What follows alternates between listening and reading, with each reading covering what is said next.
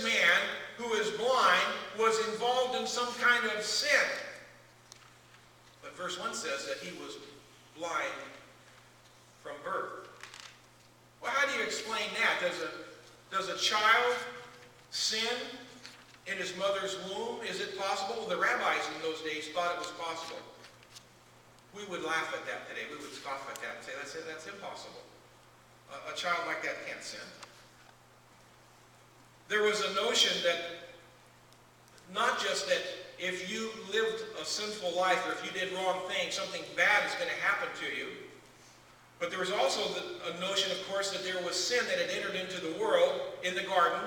And therefore, because of the sin of man, there is something bad that is going to happen to you. So maybe not specifically your sin, but it's in general sin. Well, we would have no argument with that before sin entered into the Garden of Eden, there was no disease, no disability, no deformities, no blindness. Exodus says, this was another possibility in their mind, that when you sin, that the sins of the fathers will be carried out to the third and fourth generations down. Some of you have been living under that kind of a curse. Some of you know other people that are living under that kind of a curse. The dad has done something despicable. The mom has done something immoral. And the kids are paying the price. And we would say, well, there's some truth to that, in that, if a mom has some sexually transmitted disease and as the child passes out the birth canal, the child can't get that and maybe can even become blind. So we'd say, well, there's some truth to that. But Isaiah says that the son will never take the penalty for the father who sins, nor the father for the son who sins. That's also repeated, not just in Isaiah, but it's twice in the Old Testament. So I think we have to reject that idea and say, listen, this has nothing to do with your father's sinning. And I believe that passage in Exodus, we won't take the time to look at it, is really to be understood in more of a national sense or societal sense. That if we have a wicked generation, such as we may have right now, alive in America, that the sins of that generation may be carried down to the third and fourth generation after us. Listen, folks, if we allow abortion to become uninhibited, available everywhere, that life, human life that God values, that Christ died for, to become so cheap and so worthless that we describe it as just tissue, we are letting a wicked generation then take over. We have agreed to stand with other churches in Downing in the 40 Days of Life. You saw our little sign out here. We're going to take a day, and we're going to be in front of the Family Planning Associates down on Firestone, and we will be praying right in front of there, boldly, for 12 hours from 7 in the morning till 7 at night. I'm going to ask you to sign up for an hour at some point. Take an hour out of your day and just go pray. Stand there with a sign that says, pray to end abortion. But that's not the end of it. What about the conditions of the American families? Our families are disintegrating. If we don't say, and if we're not truthful, that we are a wicked generation, we're fooling ourselves. And what we're allowing to happen in our families and in our friends' families and what we see in our schools and in our church families, the disintegration, the disrespect for mom and for dad and for grandparents, the removal of grandparents out of the home, put them in an old folks home. Now listen, don't go on it. I don't want to put you on a guilt trip if you have had to do that, where your parents needed some help that you couldn't provide, you had to do that. Okay, I understand that. The family in America is disintegrating, and we're not doing anything about it. Again, I don't want to put a guilt trip on you if you were a mom and had to work, because I understand what it takes to provide for a household today living in Southern California. A lot of women work because of the need for stuff, possessions, new cars, eating out, living like the other people in Downey live. And so we say, well, okay, not all moms are called to stay at home. Again, I don't want to put a guilt trip on any of you if you've had to do this. It's a deterioration of the family. Satan is responsible. Satan is directly responsible. He hates the family. He hates life. He's a liar. He's evil. He's despicable. And he wants you. And Peter says he's roaring to get you. Going around, roaring like a lion, looking for the next one to devour. I think Christ ignores this, does not answer the question directly.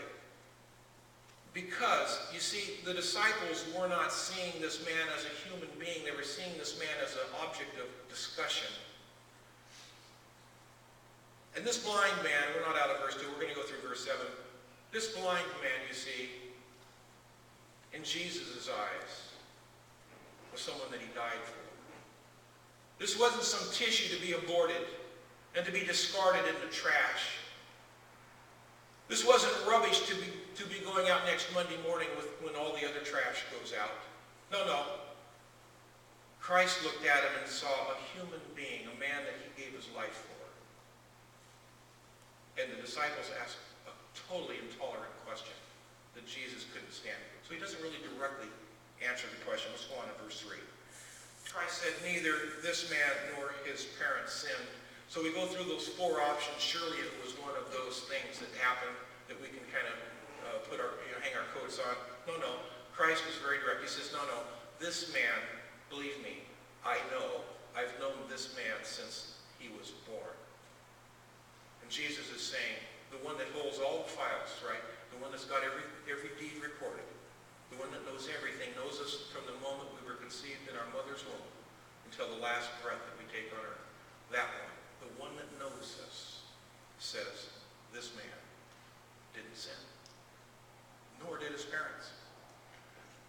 But this happened so that the work of God might be displayed in his life. The assumption that sin is caused, or that suffering is caused by sin, in this man's case, is wrong. Look, let's be truthful.